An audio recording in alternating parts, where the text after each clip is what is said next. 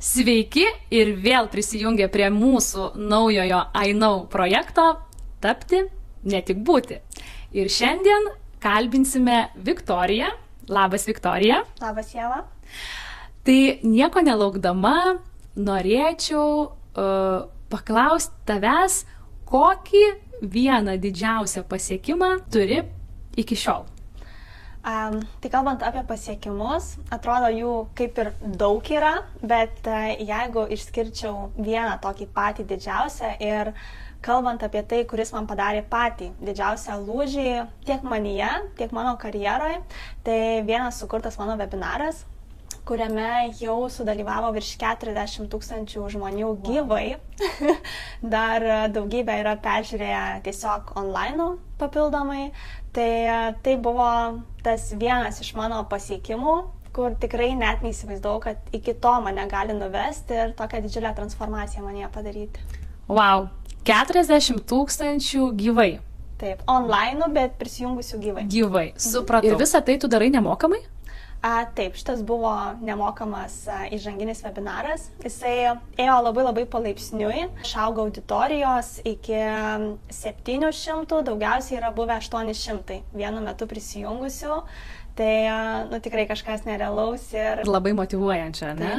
Papasakok, tai kągi tu veiki, nes turbūt visiems labai įdomu, jeigu toks pasiekimas, tai kokia ta veikla tavo? Tai aš esu solo veiklų augimo strategė ir individualios veiklos vykdymo ir legalizavimo konsultantė. Tai žmonės į mane kreipiasi vykdydami solo veiklą arba tie, kurie nori ją pradėti vykdyti ir nesusigaudo visose mokestinėse sistemose, ten kas jiems būtų geriau pasirinkti. Ir į mane kreipiasi žmonės, kurie nori proveržio. Tiesiog jie nori matyti savo naujas galimybės ir savo, tiesiog kokį jie turi išskirtinumą, nes aš tai galiu labai gerai žmonėse pamatyti. Pasakei žodį proveržis, iš karto nusišypsojau, nes mūsų artėjanti motyvacinė verslumo konferencija taip pat yra pavadinimu proveržis. Yes. Tai Viktorija turbūt ką tik sužinojo apie tai, bet labai smagus, geras ir toks taiklus mano žodis. Kodėl nusprendei dirbti savo? Tai pirmiausia, ta mano kelionė buvo ganėtinai ilga iki savarankiško darbo pradžios ir labai daug išbandžiau samdomų darbų. Ir realiai aš samdomus darbus keisdavau kas metus laiko. Man kažkas klausė ir sako, ar į tave darbdavys nežiūri keistai, kai tu kas metus laiko keiti tuos darbus, nes tai būdavo samdomas darbas, aš jame viską išmokdavau, realiai dažniausiai tapdavau viena iš geriausių darbuotojų ir man atsibosdavo. Ir aš galvodavau, noriu kažko kito. Ir niekada nepamiršiu, kaip dirbau, kaip pavyzdys, Žalgirio arenoje. Impuls buvo sporto klubas, administratorė. Ir ten rinkdavosi tokie žmonės, kurie matos, kad jie yra daugiau pasiekę, verslus ir taip toliau. Būdavo tokia didžioji dalis žmonių, kurie tą sudarydavo procentą. Ir aš matydavau, kaip jie atvažiuoja ten pasportuoti, kokie jie yra, jie ir tuo pačiu ten padirba šiek tiek ir taip toliau. Ir aš galvodavau, aš čia stovėdama šito administracijoje tikrai to niekada nepasieksiu ir reikia daryti kažką daugiau. Ir daug buvo tokių darbų, kaip pavyzdys, ten ir dirbau su ekologiškom prekėm, ir pardavinėjau batus, ir dirbau administracijoje, kur dirbau net vaistiniai, labai skirtingos sritys. Wow. Ir nuolat aš eidama į tą darbą, ten nuo 8 iki 6 arba ten būdavo nuo 10 iki 9, galvodavau, kad aš esu verta daugiau, negu aš stoviu ir matau pro langą, kaip žmonės praeina, ar ne, ten kaip jie gyvena savo gyvenimus. O aš čia stoviu, nėra darbo, kaip pavyzdys. Ir galvoju, ne, aš neišjudėsiu iš to taško, jeigu aš nieko nedarysiu. Ir aš kadangi pati esu baigusi ir medicininę kosmetologiją, pradžioje sugalvojau, kad darysiu ten procedūrą, žodžiu, ir taip toliau, ir išsinuomosiu kabinetą. Aš tą kabinetą išsinuomavau ir susidūriau su tuo, kad galvoju, nežinau kaip legalizuoti. Beprotiškai daug žmonių kalba apie tos mokesčius ir taip toliau, ką kalbėti, kai tu esi rinkoje ir taip pasimetęs ir tu nežinai, ką daryti. Tai tiesiog tą veiklą uždariau, vėl grįžau samdomos darbus.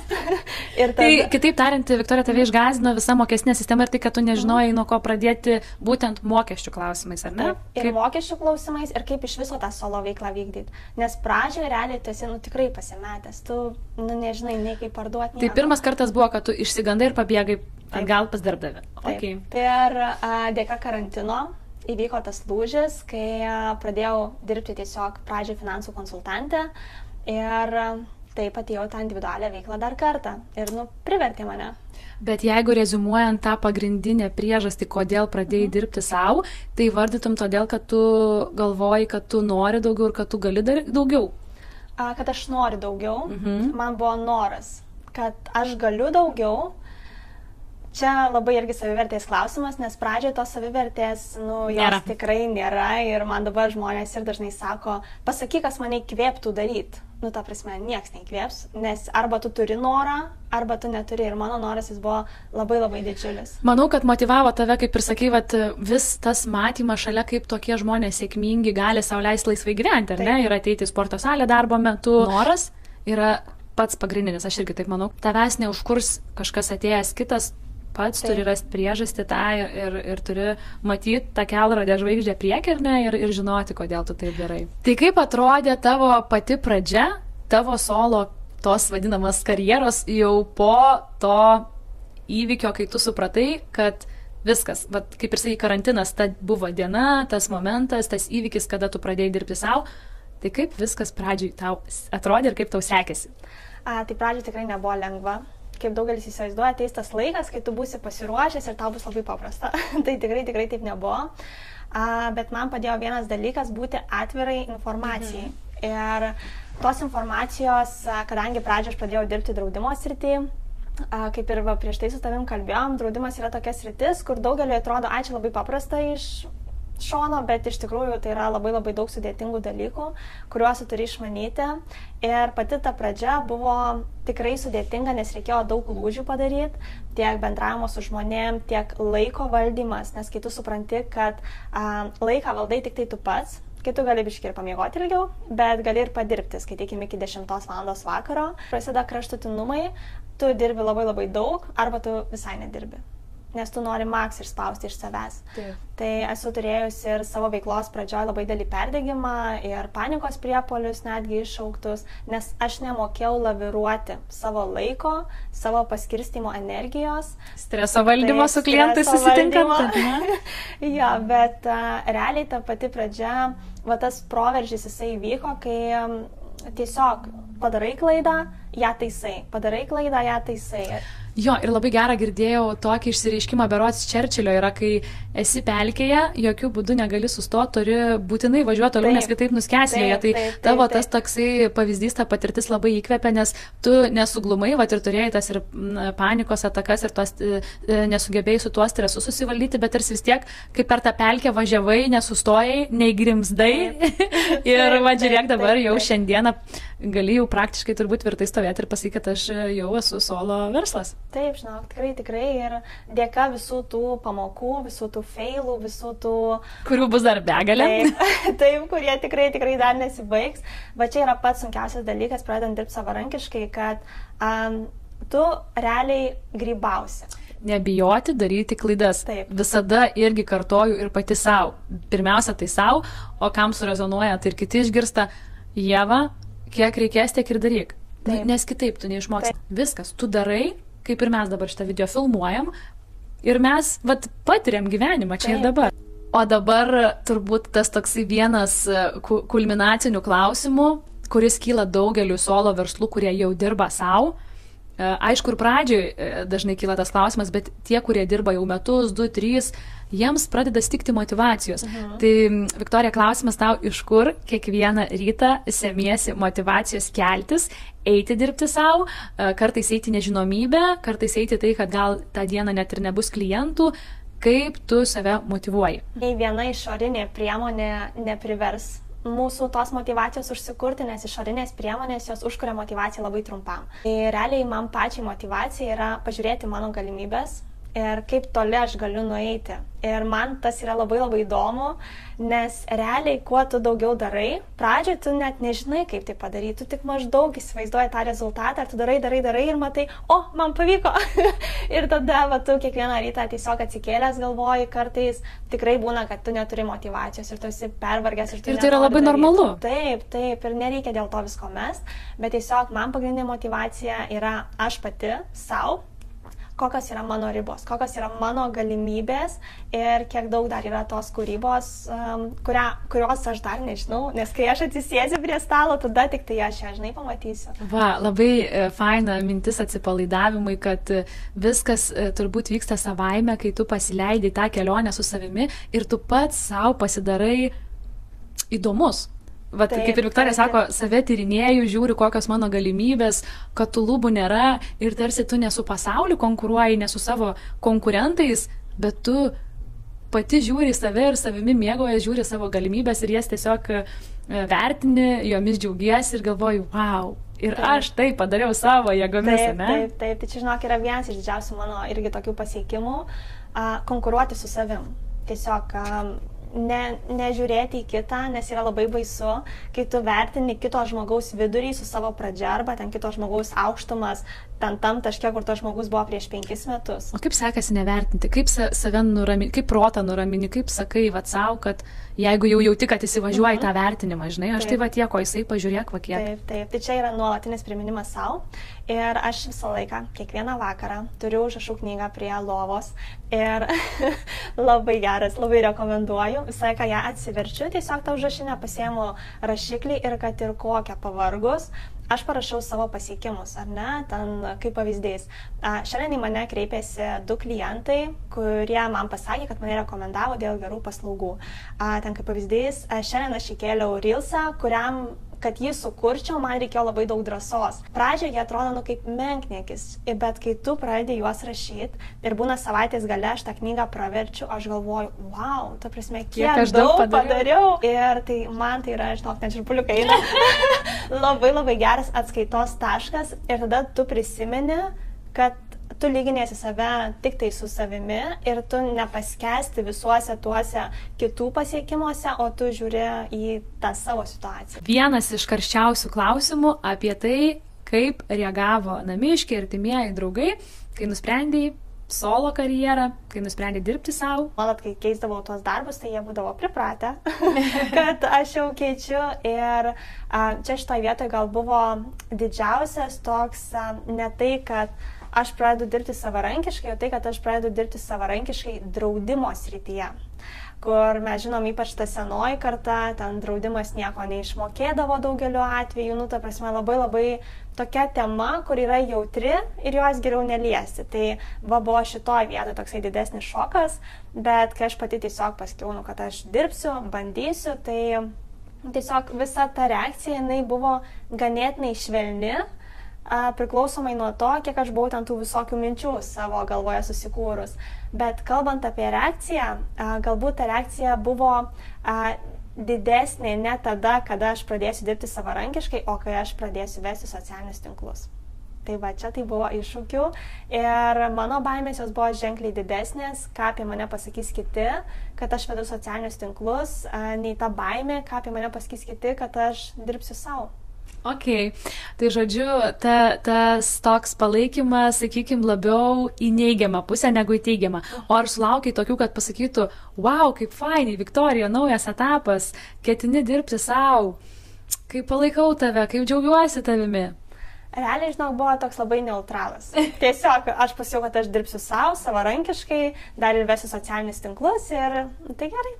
Žinai, tokie, bandyk, žiūrėk, kas tau išeis, jeigu išeis, tai valio. Ta prasme, nebuvo tokio labai paskatinimo, nebuvo tokio labai dėlio neigimo. O kokie iššūkiai vedant socialinius tinklus ir kokios reakcijos, gal gali pasidalinti, ką konkrečiai kalbėjo ir kokių žinučių sulaukiai iš žmonių, iš aplinkos? Taip. Tai pradžioje, kai ten, atsimenu, padariau pirmą story, kad sveiki, ten manęs matysite dabar daugiau Instagram'e ir dalinsiuosi tom ir tom temom, tai buvo žmonių, kurie tikrai palaikė, o kaip fainai, daryk, ta prasme, šaunuolė, kad eini į socialinius tinklus, bet buvo ir tokių žmonių artimoje aplinkoje, kurie sakė, ką tu čia darai, ta prasme, kad tu ten pradžioj pirmus 3 mėnesius, pusę metų, kad tu neįdomiai vedi, kad tau geriau būtų įdomiau, jeigu tu kalbėtum ten apie sportą, apie maistą, kur ta prasme, tai tu ir kalbėk, žinai, tomis temomis, jeigu tau jos yra aktualios. Tai buvo ir tos neigiamos kritikos, bet buvo ir to palaikymo. Dabar, kai žiūri atgal, yra niekam neįdomu. Ta prasme, kaip tu ten kalbėtam Instagram'e. Būtent. Taip, ir žinok, aš net buvau padarius apklausą, kaip jūs reaguotumėt, jeigu ten jūsų draugė keistų profesiją ir pradėtų vesti socialinius tinklus. Ir realiai apie 90% atsakiusių žmonių buvo, man jokio skirtumo, jeigu tai jai yra gerai.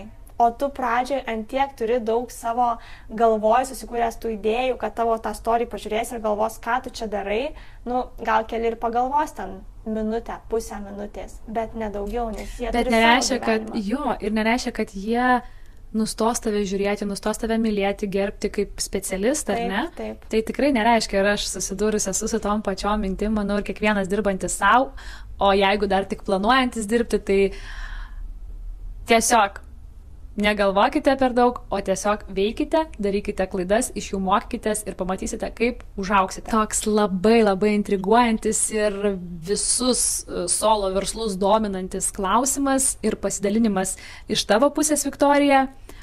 Ar sunku savo užsidirbti algą ir ar sunku buvo tapti žinomai, žinomesniai ar ne, matomai ir kiek visa tai truko? Tai pinigai yra viena iš tokių pačių įdomiausių temų ir vienas iš tokių didžiausių trigerių, iš tikrųjų, dėl ko žmonės nepradeda dirbti savarankiškai, nes yra didžiulė baimė, kad aš neužsidirbsiu, kad aš neturėsiu klientų ir taip toliau. Tai iš savo praktikos galiu pasakyti, kad dirbant savarankiškai užsidirbti 1000, 2000, imkim iki 2000 eurų tą tokį rėmą yra tikrai paprasta, jeigu tu darai disciplinuotai tam tikrus veiksmus, eini link to savo rezultato, nes dažnai žmogus įsivaizduoja, kad pavyzdžiui, jisai dirba pilną etatą ar ne, ten valandinis atlyginimas 6 eurai, 10 eurų, kad kiek man čia reikės, kad aš savarankiškai tiek užsidirbčiau. Tai dirbant savarankiškai, pirmiausia, tavo valandinis atlyginimas yra visiškai kitas. Visiškai kitoks tavo yra dienos uždarbis. Ir jeigu tu iš tikrųjų tą 160 valandų dirbsi labai koncentruotai, disciplinuotai, ieškosi tų pačių klientų, dirbsi kartu su savim, užsidirbti 1000, 2000 tokį rėmą yra labai paprasta. Tikrai ir net žmonės dažnai net neįsivaizduoja, ir kai jie pradeda dirbti, turėjau irgi vieną situaciją, mes viena mano buvusią bendradarbę, tiesiog dirbom vienam darbe. Jinai sako, žinai, aš sako, tiek metų žiūrėdavau, kaip tu dirbi savarankiškai jau, nes mes ten dirbom prieš 5 metus kartu. Ir sako, aš galvodavau, noriu ir aš, bet kad bent 1000 gaučiau. Sako, žinai, dabar dirbu pusę, realiai kaip pusę etato, 80 valandų per mėnesį, sako, aš uždirbu tiek pat, kiek mes ten uždirbdavom, sako. Negaliu patikėti, kad taip yra paprasta. Ir tą kitą laiko dalį tu jau gali skirti augimui, strategijai, galų gale galbūt komandos formavimui, ar ne, visiems kitiem dalykam apmastyti, apgalvoti ir daryti, ko tu iki tol negalėjai, nes tiesiog dirba ir ne, ir tavo tas laikas buvo pilnai užimtas. Taip, ir žinok, reikia suprasti tai, kad yra visiškai kitaip skaičiuojami pinigai, kada tu dirbi savarankiškai ir galbūt tau užteks 2 valandas padirbėti su klientu, ar ne, kad tu per tą dieną uždirbtum ten 100 eurų, 150 eurų, kaip pavyzdys, ir likusias 6 valandas dirbti su savo strategija. Ir kartais, tai yra visiškai kitaip matuojamas darbas, bet užsidirbti tikrai yra įmanoma ir aš labai norėčiau, kad visi žmonės, kurie nori, kurie svajoja, kad šita baimė, jinai būtų viena iš tokių mažiausių, nes... Kaip susirinksiu tą krepšelį, ar ne, per mėnesį? Taip. tą saugų tokį bazinį krepšelį pinigų. Viktorija mane labai suintrigavo, pasakydama, kad labai yra lengva užsidirbti tuos kelius tūkstančius eurų, bet iš tiesų kokia vertė yra to strategavimo ir skirimo laikui apgalvoti, kokiais aš eisiu toliau keliais, kokius žingsnius dėsiu.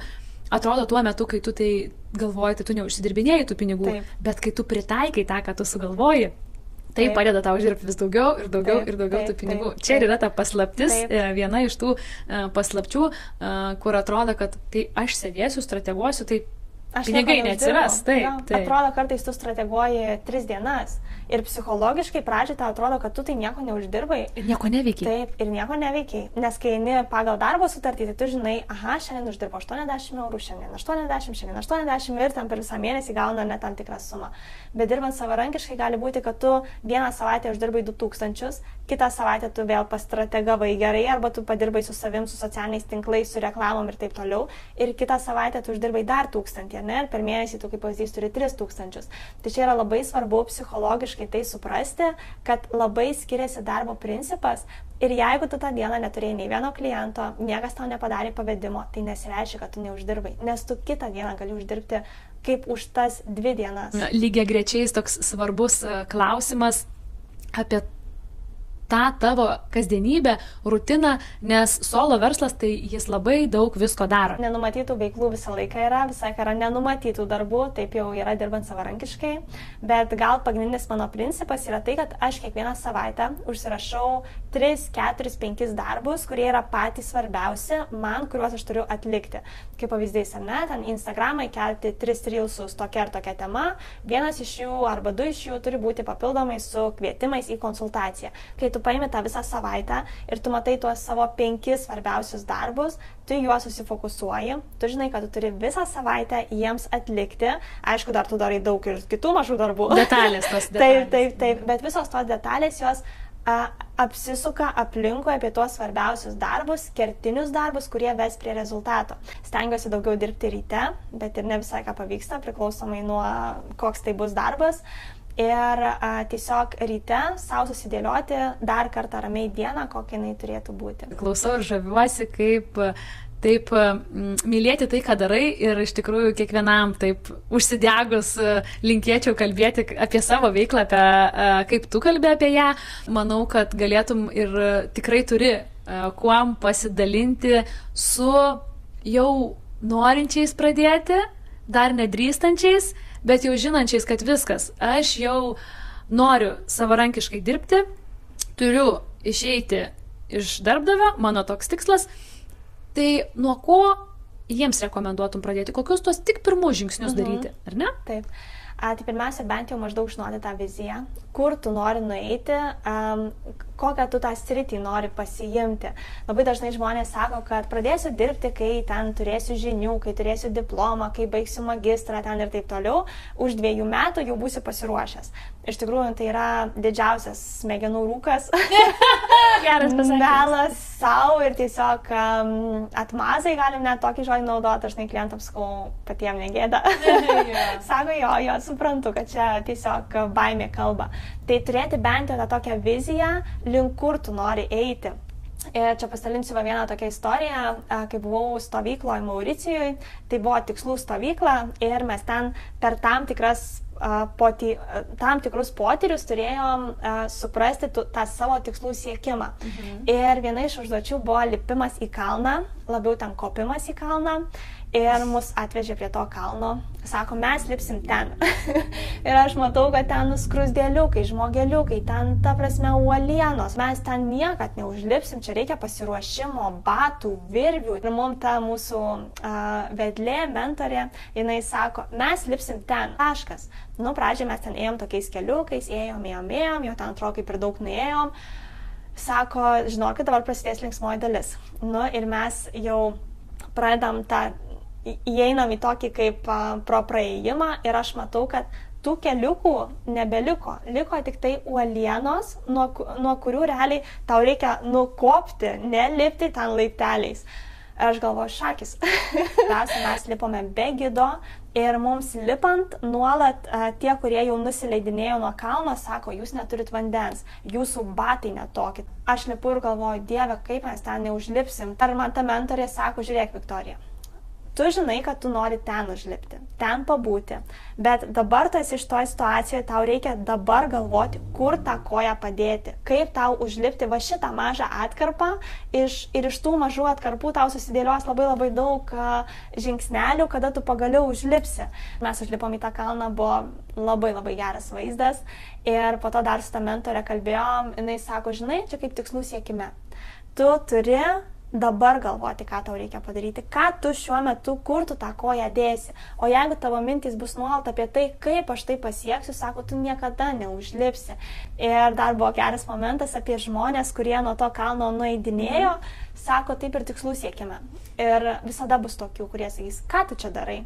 Tu neturi kompetencijų, taigi daug tokių specialistų yra. Nes širpaina per kūną, o tu žinai, kad tu jau buvai viršūniai. Ir iš mūsų 12 žmonių grupės užlipo 6 asmenys, dėl to, nes tie kiti 6 asmenys, jie patikėjo visais tais, kurie lipo žemyn ir sakė, jūs, ta prasme, vandens nėra, tai per pavojinga, batai yra netokie. Vėlgi pasikartosiu kaip toj pelkė, ar ne? Nesustojai, nenugrimzdai tą žmonių nuomonės, į tą pasipriešinimą, į tą tarsi neigimą to, kad tu gali padaryti, pravažiavai ir viskas, ir sėkmė yra tavo rankose. Mūsų pokalbis visiškai artėja į pabaigą. Bet labai įdomu tave kalbinti, tavęs klausyti, ypatingai matyti, žinokit, ir jūs turbūt pajausit beklausydami tas Viktorijos spindinčias akis, nes per balsą persideda jos tą emociją, kokia ji yra laiminga ten, kur dabar yra. Ir norėčiau, kad pasidalintum iš savo patirties 3 tokiais pagrindiniais akcentais, kuriais norėtum palydėti jau dirbančius arba norinčius pradėti dirbti savo. Tai pati pirmoji pasikartosiu, turėti bent jau tą kryptį, viziją, maždaug. Nebūtina jos turėti labai detalios, nes jinai dažniausiai uždeda mums rėmus, kur tu nori nukeliauti. Tada antras žingsnis tai yra veiksmas. Ta prasme, čia yra pati pagrindinė sėkmės formulė. Taip, žinok, tiesiog daryk. Kaip tau išeina, taip tu ir daryk. Tai formulė iš vieno ingrediento. Daryti, veiksmas. Taip, žinok, ta prasme, tik tai tada net ir žmonės sako, neturiu motyvacijos, ar ne, ką man daryti ir taip toliau, kokią knygą paskaityti, kokį seminarą, gal meditaciją paklausyti. Ne, ta prasme, tu tiesiog pradėk daryti ir bedarant tu pamatysi, čia kaip su to kalnu, ar ne, čia turiu dėti tas kojas ir motyvacija atsiranda darant. Tai pats pagrindinis dalykas yra veiksmas ir kitas svarbus žingsnis yra disciplina, kad daryti, kartoti. Daryti disciplinuotai ir jeigu tu net ir nematai dabar to rezultato, tai žinok, kad tas lūžis jisai vyks, tiesiog jam reikia laiko. Paskutinis toks akcentas vyšnaitė ant torto, kai atvykai, kalbėjom šiek tiek, darėm tokį intro ir pasidalinai tokiu vienu slaptų ingredientų, kurį stengiasi kiekvieną dieną papraktikuoti, berods sakai po 15 minučių. Tai koks tas yra tavo slaptas motivatorius, tas užsiėmimas, tas saviugda, kurią pritaikai ir asmeniniam gyvenime ir savo versle? Tai toks labai keistas dalykas, kur dažniausiai žmonės jo neatspėja.